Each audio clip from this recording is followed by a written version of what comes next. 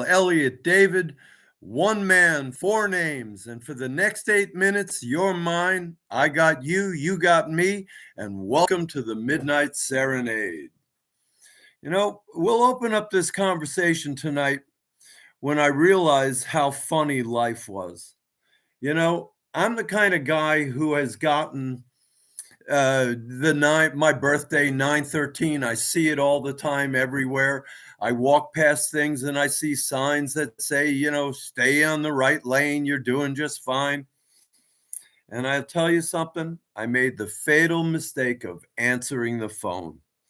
The universe calls me and I say, what the hell do you want? And the next thing you know is it says, I want this, I want that, I want that. And I'm going, wait a second. I'm retired. Life is good. I'm on Easy Street. What? And you want me to do this? Life is funny. Because, the bottom line is it was the universe calling, and I made the unfortunate mistake that actually turned out to be pretty fortunate. I answered the phone, and I got to say, it put me on a track of real meaning. And I was sitting there thinking, now I get what all the messages are about. Life takes on a pretty different perspective when you're doing what you think you're supposed to be doing, and you haven't been doing it all your life. So with that in mind, I would say, aren't we in the middle of things right now? So with that in mind, I can tell you this. One of the things that I went through in my life was this, is that I'm a good guitar player, a good one, not great, but a good one, good enough to make good records.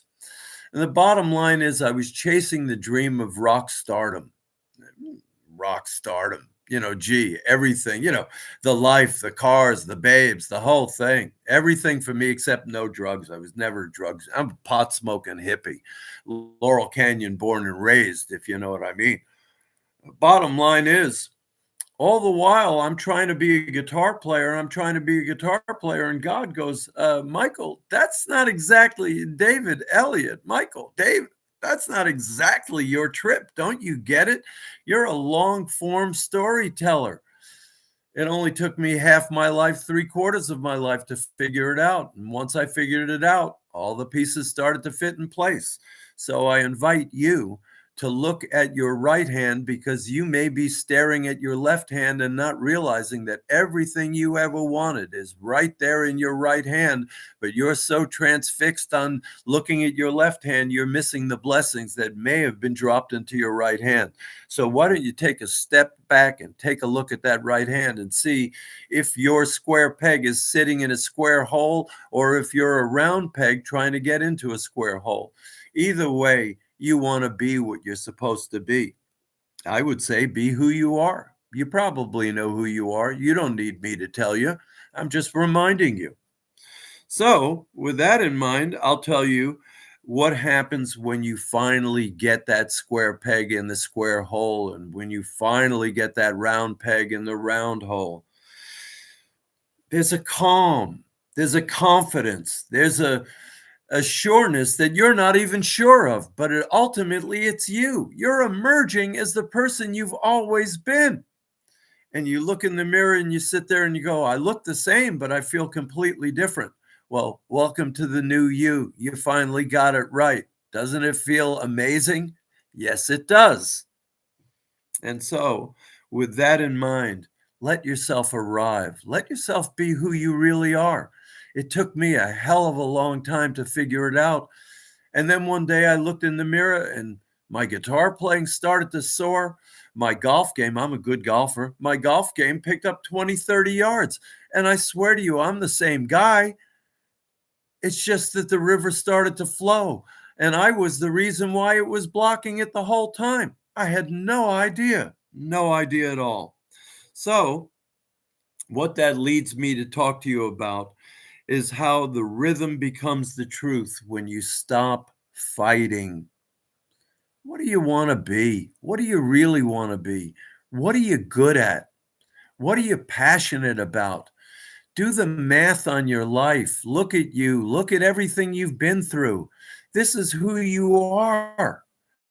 Be who you are. If you're passionate about something and you believe in yourself, show up, Work at it. Don't give up. I mean, here's the thing. Realistic goals, realistic goals. You can't jump 12 steps in one shot, one step at a time, maybe two steps if you're good. But the bottom line is you got to have a plan, persistence, achievement, small goals. The truth is, you can be yourself if you decide to get on the yellow brick road and just stick to it. So now I'm looking at the clock and I've got 3 minutes and 29 seconds to figure out how to let you know that I believe in something very strongly and will probably get to the end of it. I'm going to float something out here for you. Grace recognizes grace. There's no coincidence that you're here listening to me tonight and that I'm talking to you tonight. We're making a real connection. If you see me and I see you, then grace does recognize grace. I come to you in grace. I come to you in peace. I come to you in love. I come to you knowing that there's a good chance you may be alone on Thanksgiving. I'm going to be alone on Thanksgiving. I figured it out. It's not killing me. It's not going to kill you. This is life. This is who we are. Maybe all we got was dealt was a pair of Maybe all we got was dealt was a pair of twos. You know what? We're going to take that pair of twos and we're going to figure out how to bluff our way into the winning section.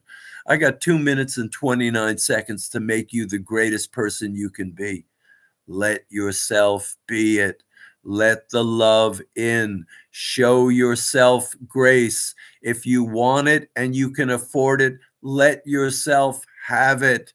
This saying no stuff has got to end. You've got to turn yourself around into a state of belief. And that belief comes when you see who you are and you understand what you can realistically achieve.